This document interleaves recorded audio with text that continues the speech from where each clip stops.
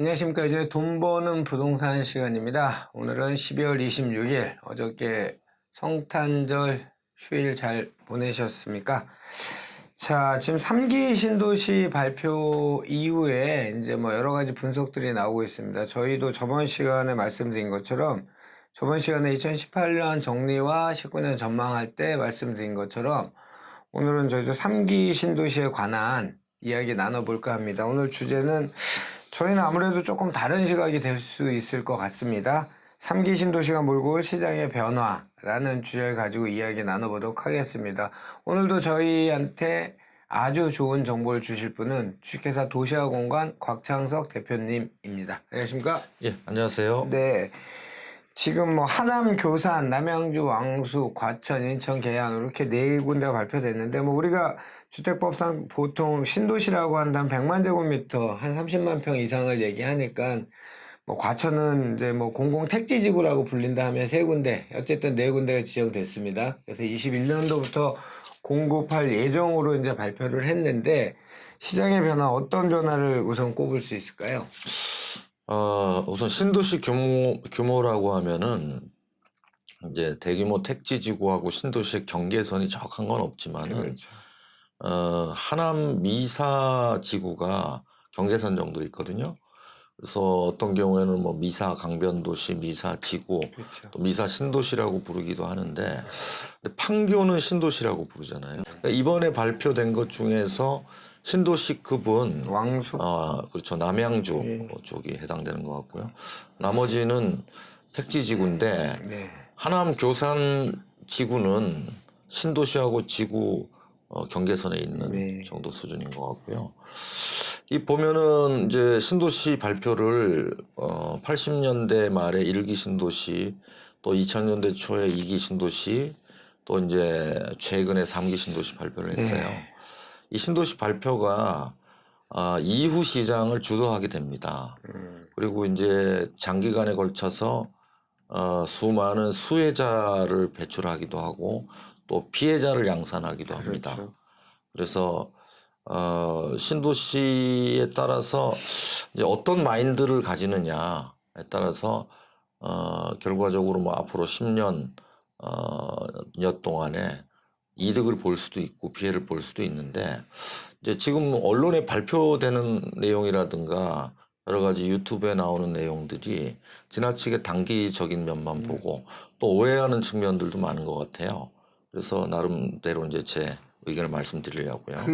일단은 1기 신도시부터 저희 뭐 잠깐 연역을 보면 1기 신도시 90년대에는 이제 주택의 절대 부족에서 이제 강제 수용이라는 빠른 신도시를 만들기 위해서 1기 신도시 일산 분당으로 대변되는 1기 신도시를 만들었고 2기 신도시는 이제 집값을 잡는다고 서울 인구를 분산한다고 2기 신도시를 뭐 판교, 한강 신도시, 뭐 옥정지구 모태 이렇게 해서 원을 돌듯이 이렇게 지정을 했잖아요. 근데 이제 중요한 건 3기 신도시까지 발표됐는데 저는 이제 곽 대표님하고 사석에서 제가 질문을 드렸고 답을 하셨던 게 2기 신도시라고 하는 것들 중에서 예를 들어 동탄 2 같은 경우에는 그 좋은 호재, GTX 소재가 이미 이제 녹아 있음에도 불구하고 지금 한 17% 공정률밖에 안 됐단 말이에요. 어디가요? 동탄 2. 네네, 예, 동탄. 그다음에 지금 옥정도 마찬가지고 지금 2기 신도시가 준공이 된 데가 4군데 정도밖에 안 돼요. 그러니까 아직 진행을 하고 있는데 그 말씀은 이제 뭐냐면 가장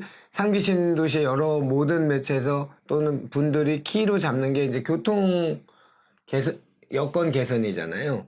2기 신도시가 활성화 못 되고 분양이 안 됐던 이유가 바로 서울과의 접근성 또는 그곳과의 접근성 문제 때문이라고 보여지는데 그 문제는 어떻게 보세요, 곽 대표님은? 신도시가 이 발표되는 역사를 보면요. 대체로 이제 집값, 아파트 값이 뛰고, 네.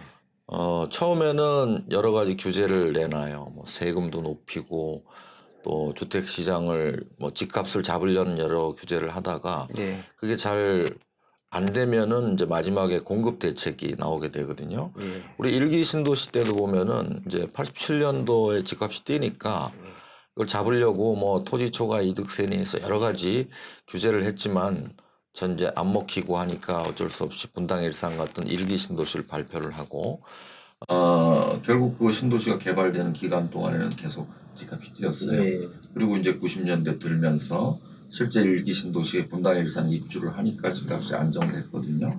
2기 신도시 때도 마찬가지로 한 2001년부터 집값이 막 뛰니까 또 이제 당시 국민의 정부 말 때부터 이제 집값을 잡으려고 여러 가지 규제를 시작하고요.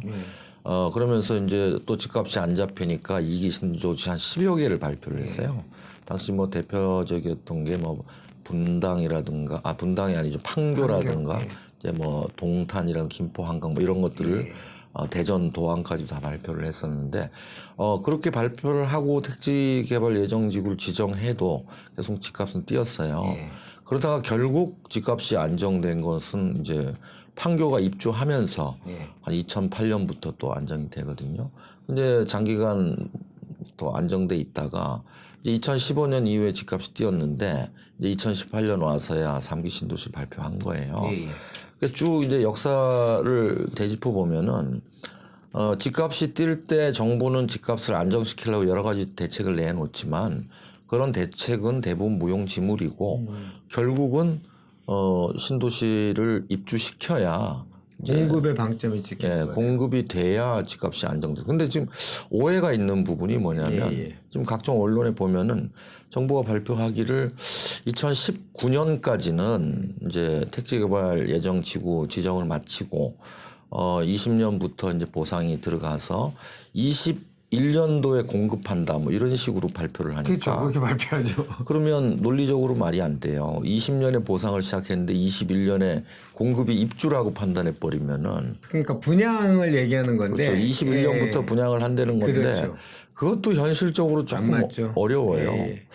아마 일정상 이렇게 보면은 빨라도 뭐 첫 분양이 나오는 게 21년은 어려워 보이고요. 한 22년경부터 나올 것 같고 우리 방금 그 말씀하신 대로 2기 신도시도 지금 뭐 2003년도에 지구 지정해가지고 아직도 사업이 15년 진행되고 있잖아요. 3기 신도시도 특별히 다르지 않을 거라고 보거든요. 판교처럼 또는 뭐 지금 과천처럼 입지가 좋은 곳들은 좀 사업을 빨리 마무리할 수도 있지만은 그렇지 않은 곳들은 장기화될 우려도 있어. 그러나 하여튼 전체적으로 봤을 때는 신도시 발표를 결국 신도시를 해야 됩니다. 어떤 분들은 뭐 도심지 정비 사업을 활발하게 해야 되지 않느냐 그러는데 도심 정비 사업이 선행되면은 거기서 발생된 압력이 빠져나갈 곳이 없어요. 그래서 외곽 개발을 먼저 하고 그 다음에 이제 도심 정비 사업으로 간 순서는 맞는 것 같아요. 기간적으로도 22년 정도 예상하신 것처럼 이제 분양을 시작하면 빠르면 3년, 3년, 3, 4년. 그러니까 한 빠른 곳이 5년경에 입주하지 않겠나. 2025년이나 6년 정도에 이제 첫 입주가 시작되는 거죠. 그런데 그게 호수가 한 20만 호를 공급을 한다고 하니 저는 도대체 지금 남양주 왕숙지구 같은 경우에는 진저 그 위치에 옆에 별내 있죠. 그 밑에 갈매 있죠. 다산 있죠. 양정 역세권 개발이 있죠. 진저 제2공공택지 있죠. 그다음에 진건 뉴스테이가 이제 공공지원 민간임대주택 이름을 바꾼 그런 것들을 이제 다 묶어서 지금 3기 신도시 하겠다는 거예요. 그게 지금 왕숙에 다 들어간 거예요. 위치가 틀려요. 아니요. 진건하고 진접이 다 포함되어 있습니다. 진접 2공공택지가 왕숙에 포함됐다고요? 진접하고 진건은 다 들어가 있어요. 그러면 이제 그거를 포함한 게 어쨌든 6만 6천 호 정도를 공급한다라고 하는데 근데 이 모든 것들 지금 A 노선이 이제 GTX 얘기를 안 할 수가 없지 않습니까? GTX A 노선이 가장 빠른데 이제 내일인가 다음 주에 착공을 이제 한답니다. 착공을 하면 이게 C 노선이 이제 예비 타당성 검토를 통과했대요. 정부 발표로는. 그러면 2021년에서 2년에 착공을 하고 B 노선은 이제 예타 면제로 아마 갈 것 같은데 예타 면제가 되면 이것도 뭐 이제 한 5년 있다 착공을 하고 이게 하세월에 걸려서 빠르게 국가적인 돈을 다 투여해서 한 2030년이 넘어가야 이제 개통이 되는 건데 C노선, B노선 같은 경우에 그 갭에 따른 교통 문제라든지 그러면 이제 필연적으로 또 2기 신도시 일부 지역처럼 미분양이나 이런 문제들이 또 생길 것이고 그렇게 보여지지 않습니까? 이제 3기 신도시 입주를 전후해서 GTX ABC 노선이 이제 착공이요? 아니죠. 완공이 될 겁니다. 빠른 곳들은 GTX A 노선은 2024년이나 5년까지 될 수도 있거든요. 그래서 이번 그 집값 상승장의 끝하고 예. 지금 맞물려 있는 게 3기 신도시 초기 입주하는 물량들 그리고 GTX 노선의 개통 예. 이런 것들이 맞물려 있기 때문에 좀 장기적으로 보면은 지금 막 서울 집값이 오르고 있지만 예. 그때쯤에는 좀 획기적인 변화가 일어날 수 있을 것 같아요. 교통망까지 갖춰진다면. 교통망까지 갖춰진 외곽 신도시의 등장. 그렇죠. 3기 신도시가 등장하면서 그때는 서울에서 많은 그분들이 이제 젊은 외곽으로 분들이, 빠져나가는 이건 이제 장기적인 영향이고요. 그렇죠. 단기적으로는 시장의 여러 분야에 걸쳐서 영향을 미칠 수 있을 것 같아요. 어떤 영향이 제일 가장 클까요? 제가 그걸 뭐 그냥 연도별로 한번 예상을 네. 해드린다면은 당장 그 내년부터 네. 3기 신도시는 청약 시장의 블랙홀이 될 가능성이 높아요. 예. 지금 이제 무주택자들을 위한 청약 시장으로 거의 완전히 바뀌어 있지 않습니까? 재편가 됐죠. 그래서 이제 3기 신도시를 기다리면서 웬만한 분양 물량들은 다 안 받거든요. 3기 신도시를 청약하기 위해서는 우리 마치 판교 개발이 발표된 게 2001년 말인데 예. 그 이후에 판교 신도시를 기다리면서 청약 통장을 아끼고 집을 안 샀어요. 예. 그래서 결국 이제 2006년도에 가야 이제 분양이 시작되는데 그와 마찬가지로 이번에도 이제 3기 신도시가 무주택자들의 청약을 빨아들이는 블랙홀이 될 거다. 내년부터 이미 시작입니다. 예. 두 번째는 또 주택을 구입하는 순간 지금은 청약 자격이 사실상 없어지거든요. 그렇죠. 1주택자 타이틀을 거는 순간. 그런 순간뿐만 아니라 대출도 안 네. 나오고 뭐 이런 식이 되기 때문에 지금 이제 그 구매력이 있는 무주택자들은 거의 대부분은 전세로 돌았을 거예요. 웬만한 집은 구입하지 않는다는 거죠. 그러니까 3기 신도시를 기다리면서 그렇죠. 전세로 산다. 집을 사는 순간 3기 신도시 당첨은 어려워지기 때문에 그래서 전세 수요가 늘어나고 매매 수요는 줄어든다. 그래서 지금까지 매매가 상승폭이 전세가 상승폭 크게 나타났었는데 내년부터는 당장에 이제 전세가 상승 쪽으로 무게 중심이. 그런데 문제는 이제 당장에 내년 말부터도 2019년 말부터 안 그래도 그 입주량이 줄어들게 줄었죠. 돼 있거든요. 예. 또 지금 3기 신도시의 일정을 보면은 2019년까지 어쨌든 지구 지정을 완료하고 20년부터 보상이 되거든요. 그러면 20년, 21년은 또 이 보상금들이 다시 주택 시장이나 토지 시장으로 흘러 들어올 가능성도 있어요. 예. 이런 거하고 맞물리게 되면은 문제는 이주 수요 증가, 전세난, 그다음에 토지 보상금의 주택 시장 진입 뭐 이런 문제들도 이게 이제 본격적으로 발생하는 게 2020년, 21년의 상황이에요. 지금 뭐 어쨌든 그 우리가 가장 주택 가격이 높이 상승했던 그 참여정부 때의 가장 그 돈의 흐름 자체가 유동성도 있었지만 토지 보상금 문제가 가장 컸었잖아요. 근데 지금 예상보다 훨씬 많은 토지 보상금이 이제 내년에 뭐 한 25조 예상하더라고요. 그럼 뭐 그러니까 이 정책이라는 게 그래서 어려운 거죠. 왜냐하면 이거를 집값을 잡는다고 신도시를 발표를 했는데 그로 인해서 주택 가격이 상승되고 전세 가격이 많이 오르게 된다면 주택 가격은 전세가에 받치니까 당연히 하락은 안 될 테고. 그렇죠. 그죠? 이런 악순환이 계속 되네요. 그래서 제가 늘 주장하는 게 이렇게 신도시 공급 이런 것들은 뭐 꾸준히 해야 되는 거예요. 갑자기 발표해서 되는 거예요. 내년에 25조 보상금이라는 거는 3기 신도시는 반영되지 않은 거죠. 그러니까 이제 문제가 되는 거고. 그 다음에 또 예측할 수 있는 게 이렇게 되면은 청약 시장의 양극화 되는 곳만 되는 아주 인기 좋은 곳만 분양이 되거든요. 이제 분양 물량의 감소도 예측할 수 있는 거고요. 민간 쪽에서는 이렇게 되면은 민간 주택 건설 그 공급의 위축이 오기 때문에 민간 건설 업체들이 그 부도가 많이 날 수뿐이 없어요. 아. 이렇게 되면은 생존하기 위해서 주택을 전문적으로 건설하는 업체들은 이렇게 뭐 양질의 아파트 이런 거로는 승부가 안 되기 때문에 그렇죠. 틈새 시장으로 자꾸 틈새로 또 진출하게 예. 돼요. 그럼 어쩔 수 없이 뭐 주거용 오피스텔이라든가 뭐 도시형 생활주택이라든가 이런 그 청약 통장을 사용하지 않는 쪽으로 예. 빠져나가거든요. 그럼 지금 현재 시장의 구도가 이런 시장 과잉돼 있고 오히려 필요로 하는 제대로 된 아파트는 공급이 안 되고 예. 있는데 그런 현상이 더 심화된다는 거예요. 심화되겠네요. 그 틈새 시장을 빠져나가게 되면 말하자면 이제 뭐 원룸이라든가 이런 것들의 과잉 공급이 어느 정도는 오피나 또 뭐 이런 거. 그런 것들의 과잉 공급이 예상되는 거고요. 그래서 이렇게 이제 건설업체들이 뭐 이렇게 부도가 나게 되고 이런 상황들이 이제 오래 지속되다 보면은 또 정부 입장에서도 어쩔 수 없이 또 부양책. 건설 경기 부양책을 예. 어느 순간에는 내놔야 되는 상황이 제가 볼 때는 올 것 같고 그 다음에 이제 22년도에 벌어질 일을 좀 예측을 해드리면 예. 22년도가 아마 3기 신도시의 첫 분양이 나올 가능성이 높아요. 글쎄요, 제 예측에는 이런 걸 정확하게 예측하기는 어렵지만은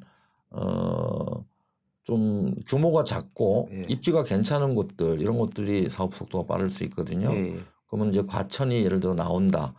이제 그러면은 그 과천을 기다리면서 많은 분들이 여기 청약을 하게 돼요. 예.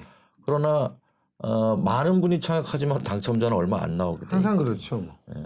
그러면 이 낙첨된 분들이 22년도에는 또 이제 주변 지역을 인기 지역을 또 매수하게 되는 그래서 22년도는 서울 집값이 한 차례 더 반등할 수 있는 계기가 되고요. 저희는 이게 뭐 집값이 오르건 떨어지건 거기에 저희 개인들의 뭐 이해관계하고는 뭐 상관이 없잖아요. 예. 다만 그냥 시장을 예측하는 것뿐입니다. 너무 그 악플 달지 마시고. 저희는 예. 그리고 이제 그 다음에 23년도쯤 되면은 시장에 다가올 게 3기 신도시하고 큰 관련이 없지만 우리가 주택임대사업자에 대한 혜택, 예. 세제 혜택이 2023년 5월이면은 예.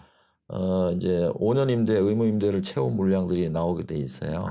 23년도에는 잠시 꺾일 수 있는 이런 상황, 이런 것들이 예측이 됩니다. 그걸 또 보셨구나.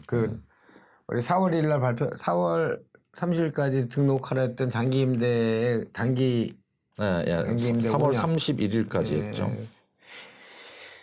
그래요. 하여튼 3기 신도시가 몰고 올 시장의 변화는 뭐 그러니까 신도시가 보통 탄생하는 그 역사적 배경이 아파트 값이나 주택 부동산 가격이 상승하면 규제를 하다가 그에 따른 또 다른 대책을 내놓은 것이 보통 공급 대책을 내놓는 것도 역사적으로 했는데 2기 신도시도 그랬듯이 3기 신도시가 21년 공급 예정이라고 이제 매체 공급은요 입주가 아닙니다. 첫 분양하는 물량이고 그 플러스 3+4년은 최하 잡아줘요. 물론 이제 소규모는 조금 더 빨리 갈 수 있겠지만 그렇게 따지면 산술적으로 한 2025년이나 6년부터 이제 첫 입주가 시작되는 3기 신도시고요.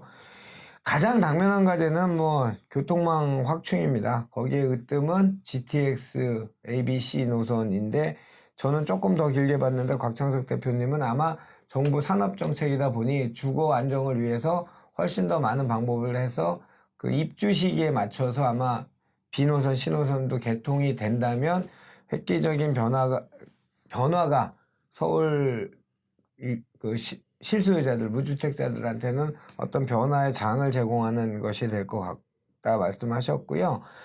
그러면 단기적 영향은 한 4가지, 5가지. 첫 번째, 2019년부터 3기 신도시의 그 21년 첫 분양 물량으로 인한 분양시장에 블랙홀이 시작될 것 같다 이렇게 얘기하셨고, 그럼으로써 구매력 있는 무주택자는 당연히 전세를 살다가 여기 청약을 넣기 위해서 전세 살다가 보니까 전세 수요가 증가하고 매매 수요는 떨어지는 그런 악순환이 또 될 것 같고, 그 다음에 청약 시장의 양극화, 민간 주택 시장이 이제 건설사들이 보통 뭐 공공에서 이렇게 많이 공급을 하니 1주택을 다는 순간 청약의 기회는 사라지다 보니 민간 주택에서는 틈새 시장을 노릴 것 같다. 5피나 다세대 또 과잉 공급이 될 것 같다 이렇게 얘기하셨고 중장기 대책도 예측도 해주셨습니다. 2022년 상기 신도시가 아마 첫 분양 예정이 될 것 같은데 입지가 조금 과천 한 7천 가구 정도 지금 분양 예정이라고 나왔죠. 거기 그로 인한